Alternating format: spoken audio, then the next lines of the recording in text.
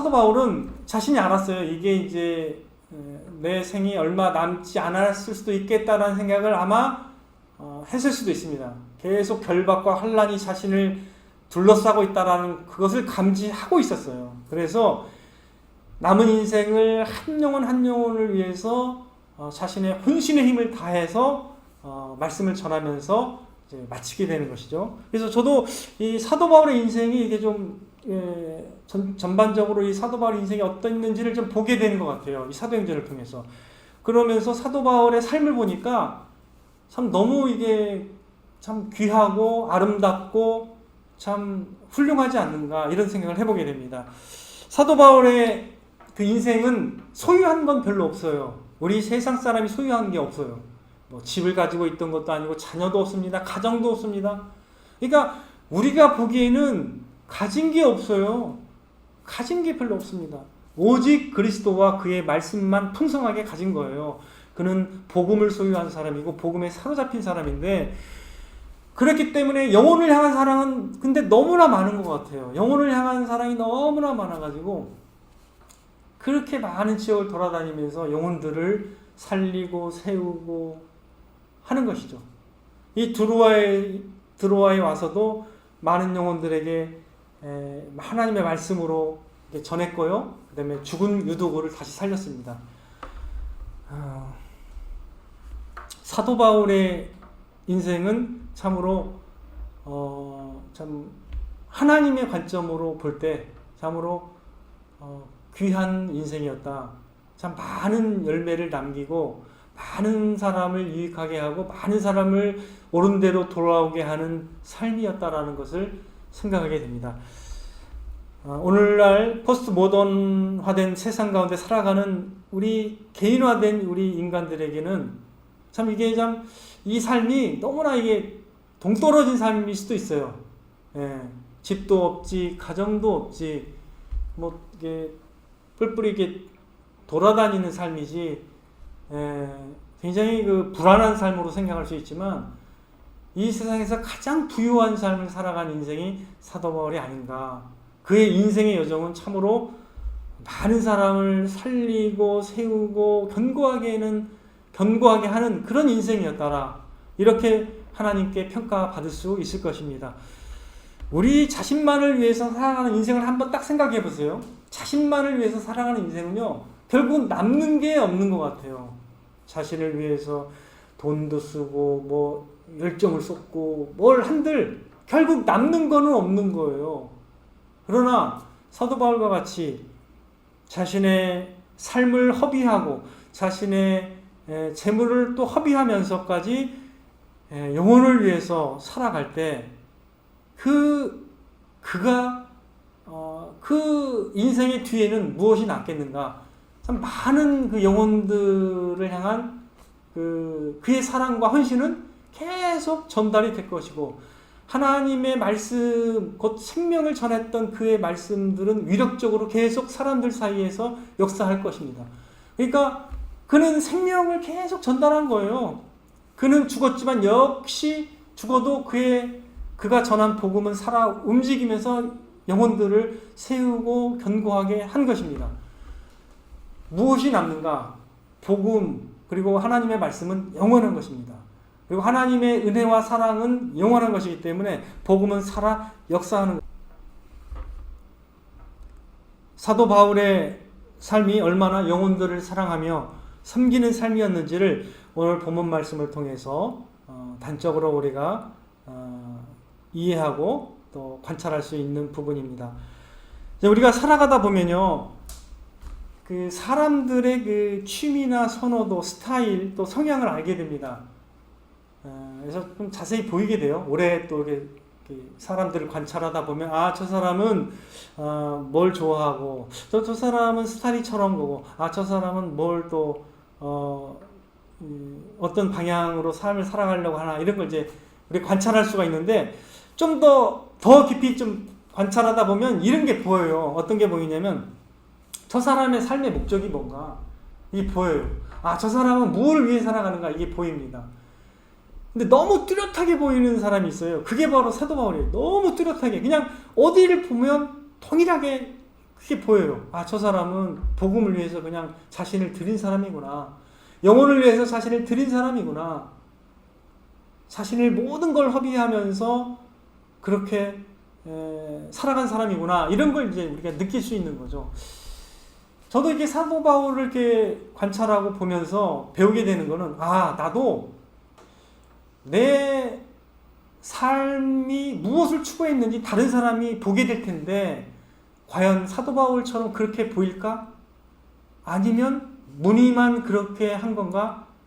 이걸 이제 우리가 질문해 볼 수 있게 되더라고요. 그래서 나도 인생을 마쳤을 때, 저 사람은 하나님의 복음을 전하기 위해서, 그리고 복음을 위해서 영혼들에게 자신의 삶을 바친 사람이구나라고 이렇게 인정을 받았으면 좋겠구나, 또 그렇게 사람들이 알아줬으면 좋겠구나라는 생각을 하게 될 때 굉장히 큰 도전을 받게 됐습니다.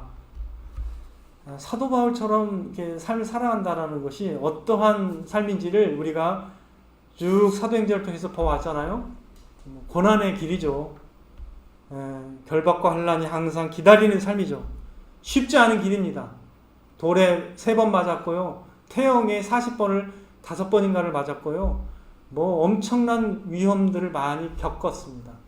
정처가 없고 또 굉장히 힘든 그런 삶을 살았다는 것을 우리가 서신서를 통해서 또 사도행전을 통해서 다 확인할 수가 있습니다.